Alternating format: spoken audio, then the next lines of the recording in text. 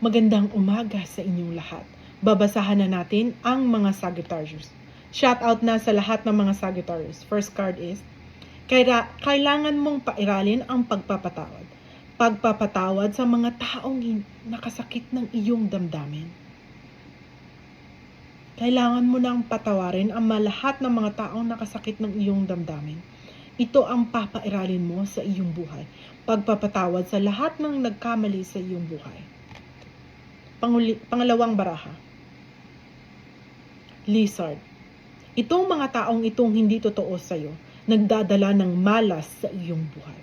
Sa pamamagitan ng mabuti kong salita, kinakalas ko ang malas, evil tongue, at hindi magandang intensyon sa iyo. Lahat ng hindi magandang salita, kinakalas ko.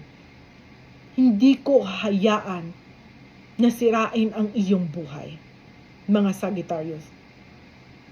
Para matupad mo lahat ng mga pinapangarap mo sa iyong buhay, kinakalas ko lahat ng malas at hindi maganda sa iyong buhay para papasok na ang magagandang blessing ng ating Panginoong Diyos.